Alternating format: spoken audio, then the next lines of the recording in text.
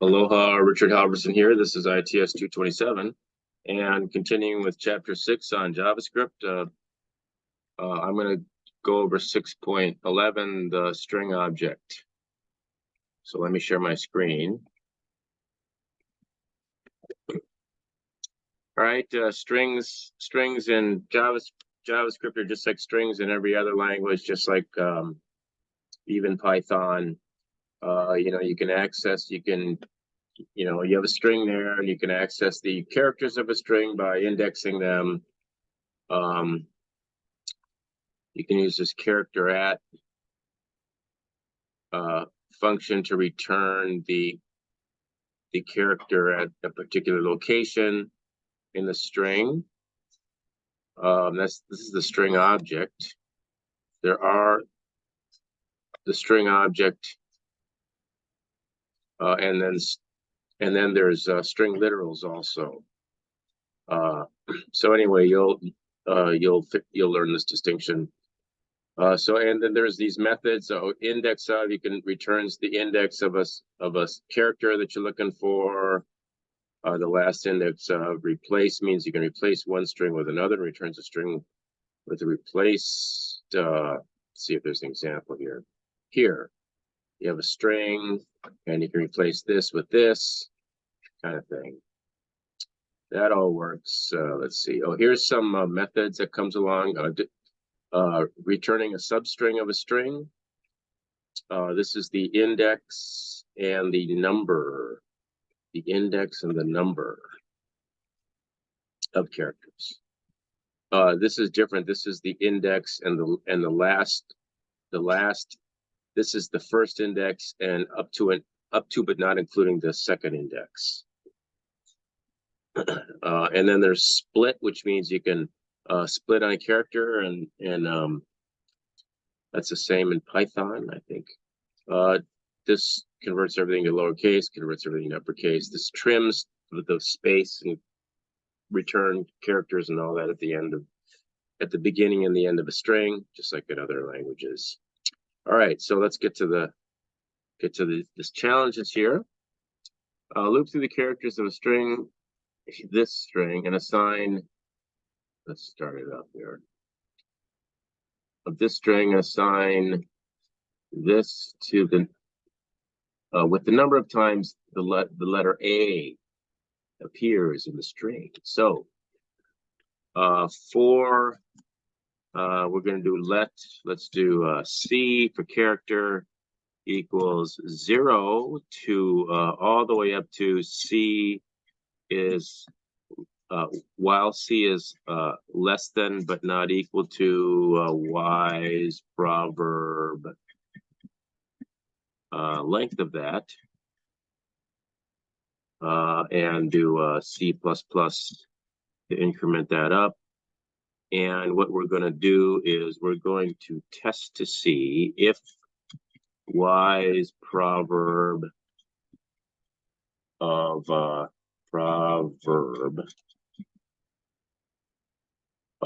C is equal to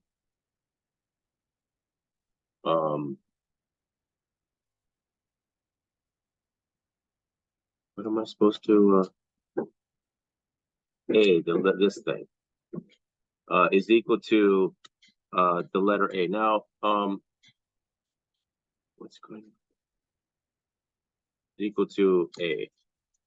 Now we're going to use this triple equal sign. The difference between a triple equal sign and a double equal sign is if it's a double equal sign, then the character 5, for example, is double equal to the number 5, the integer 5. So it does this coercion thing where it says the user must mean this or whatever. If it's a triple equal, then it's got to be exactly. And so if they're different types, then there's not going to be this conversion or anything. It's just if it. So the character 5 is different than the string 5 is different than the integer 5. So we're going to use this double equal, even though it doesn't matter in this case because it's just because there's no ambiguity. But put that there like that. And if the letter A is in there, then we're simply going to increment number of appearances.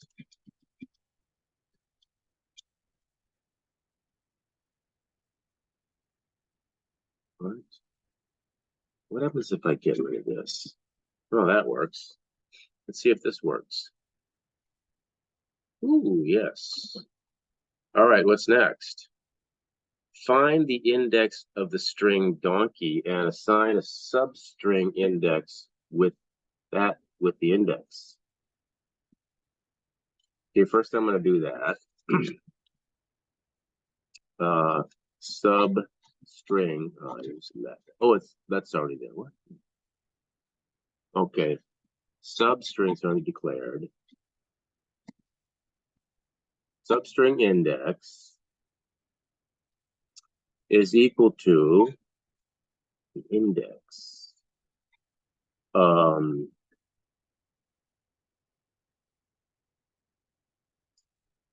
Wise proverbs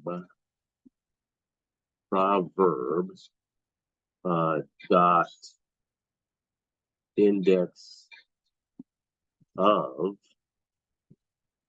donkey. I wonder how I'm doing here. This is the second one.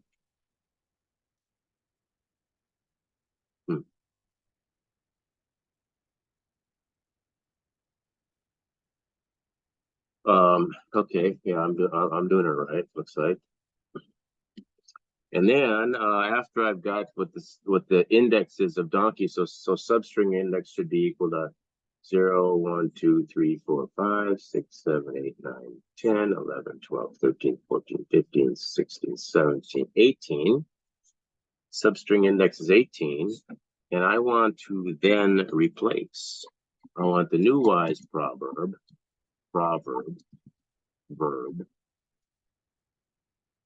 to equal to the old wise proverb, replacing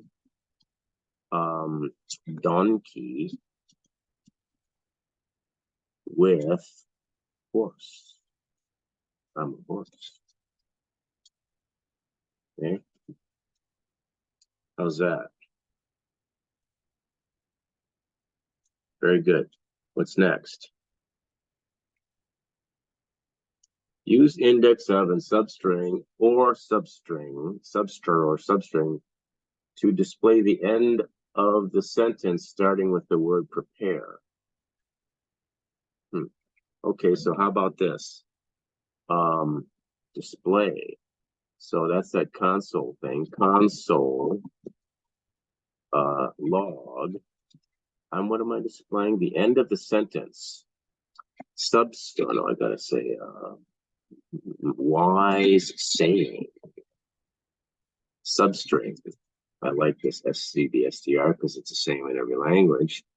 And I want to do the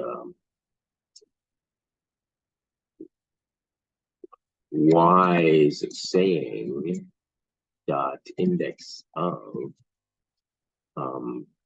parentheses the index of prepare.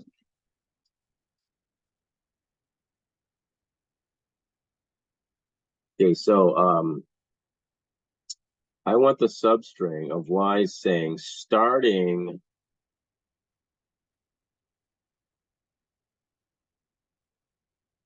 okay. So wise saying, and the substring is the first parameter is the starting index, and then the next parameter is either the number of characters, or if you don't put anything there, the default to the rest of the string. Okay, I'm going to confirm that. It is the substring function. Returns the substring that begins at the given index and has an optional given length. So if we don't say what the substring starts with 3, which is 0, 1, 2, starts with the letter Y, and then because it doesn't have the length, it goes all the way to the end. You see. All right, so I'm using that function. And so that's like that. I think I just got to make sure that I got to close this. I've closed substring. I have to close log, and then I've got to put the semicolon. Is this right? All right. Where are we on this now?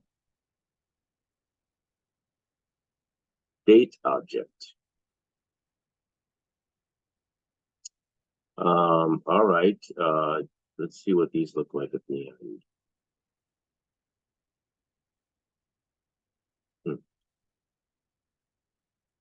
All right, well, what the heck? I'm going to do these too. Let's see. Go down to the date object. And so you should read all this. And the date object is created with a new operator. So it's you have this constructor thing. So you got to create the object, create a new instance of a date object. That's like this here. And it's going to be, so that's a new instance of a date object. And then you can set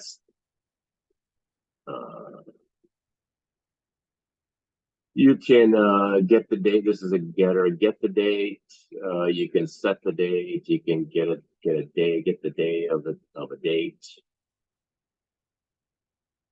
New date. The day is 2006.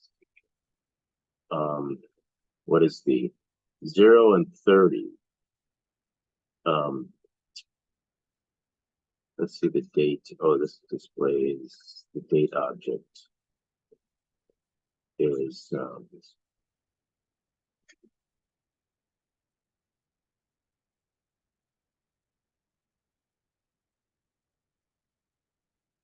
the following code initialized to December 25th, 2017. Is this true? No, it's not. The first month parameter is an okay, so you got to decrement the month parameter by 1. Is that it?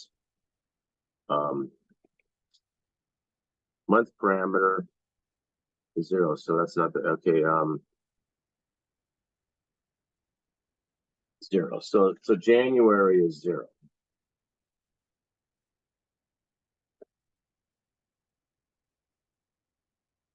Zero is January. So anyway, so what's this one? The code displays same string regardless of the local time zone.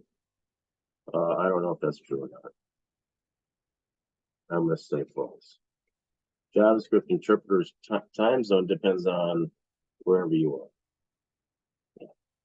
are. All right, so these are all the things you can do. This is how you set the different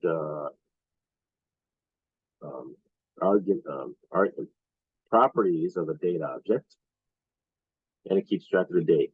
So let's go down here and try to do this.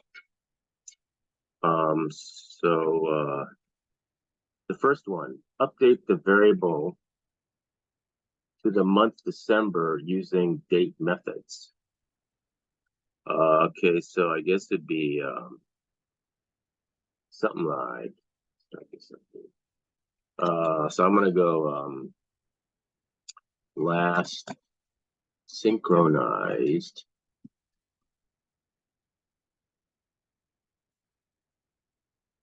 dot set month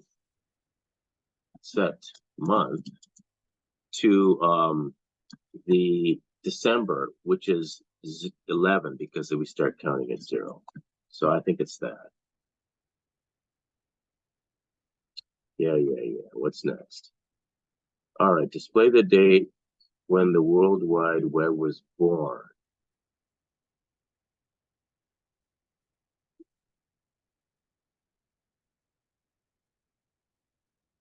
This, okay. Oh, wow, this is quite a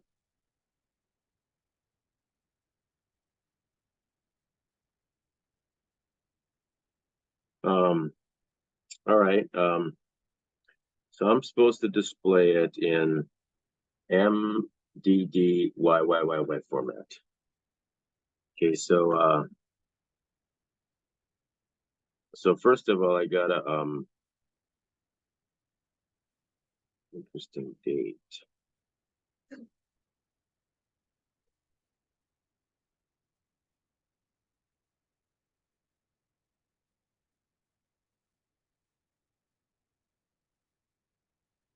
Oh, here we go. Oh, this is how it gets set to the right one.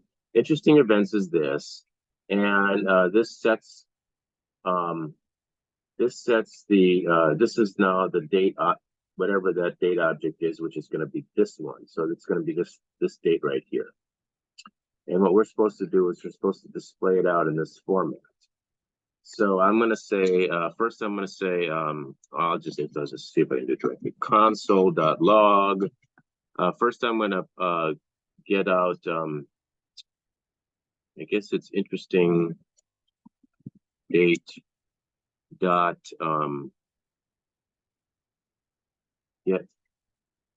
get month, and whatever that is going to be. And I guess I got to add 1 to it because January is 1 instead of 0. First I'm going to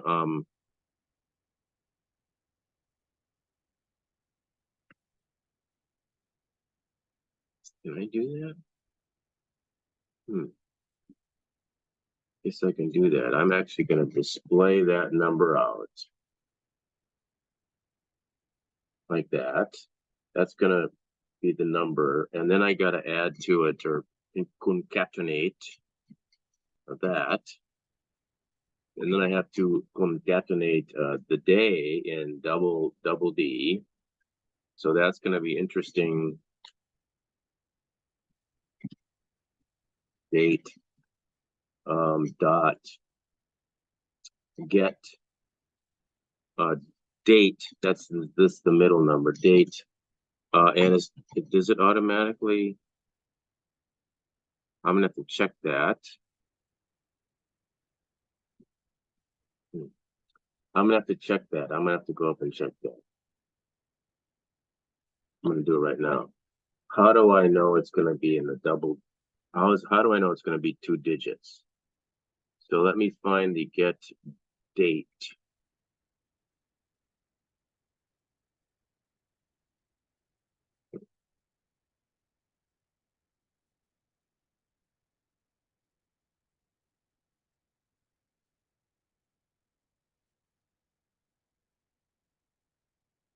Get date.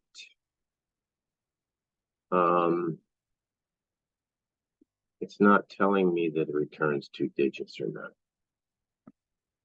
So I'm gonna ask Google. Ask the Google. Get date. JavaScript get date.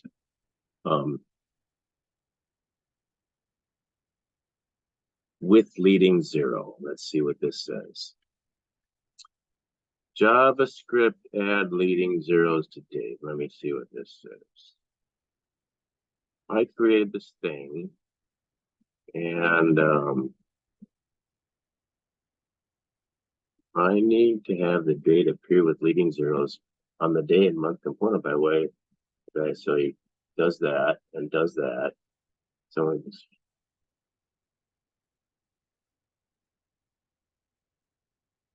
these people, they answer a different question. I'm not getting what I want to know. I wish there was a way I could test it.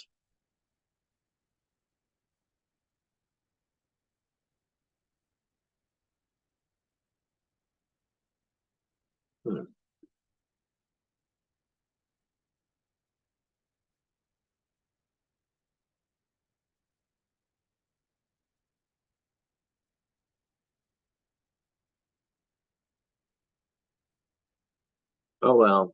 I'm gonna put down the answer that they say here.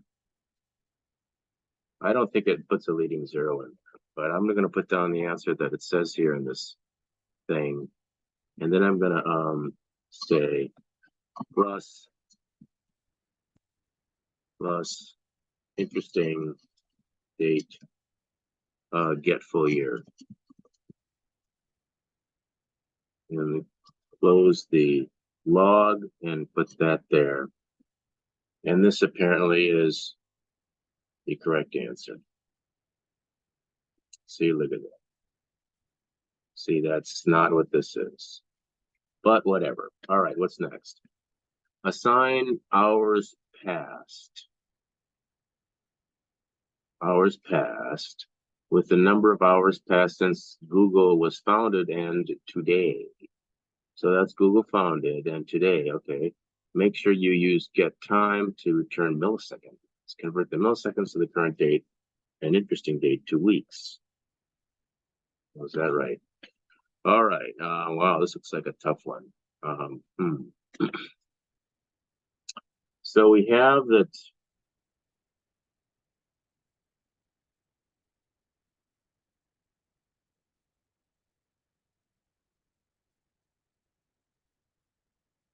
So current date equals new date. And interesting date equals this. And so I want to put in I'm going to create a variable, let I'm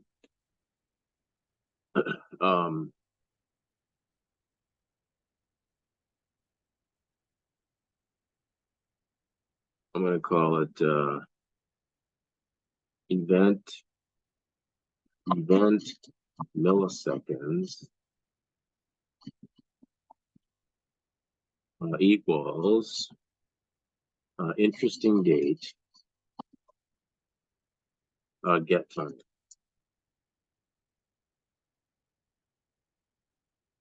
Okay, and then I'm going to say let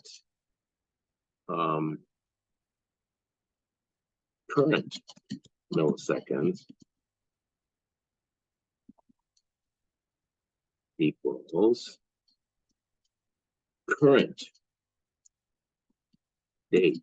It's now. See, that's what I just, or a couple of instructions ago. Get time.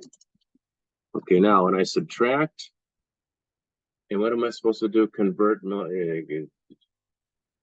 am I supposed to say? How many hours passed? Compute the number of hours. Okay, so I've got the I've got what I have is let num milliseconds passed equals current milliseconds minus event milliseconds. Okay, so now I got to convert number of milliseconds passed into number of hours. So let num hours equal num milliseconds passed. Okay, so now I'm going to multiply. It's a number of, okay, so I divided by 1,000 to get the number of seconds. And then I divided by 60 to get the number of minutes. And then I divided by 60 to get the number of hours.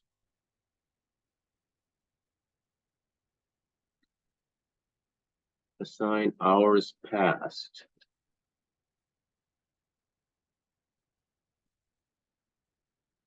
B. Okay, so that's it. Hours passed. And it's this one. This should be here. Hours passed equals milliseconds passed. This converts it to seconds. This converts it to minutes. This converts it to hours. One of them dudes there.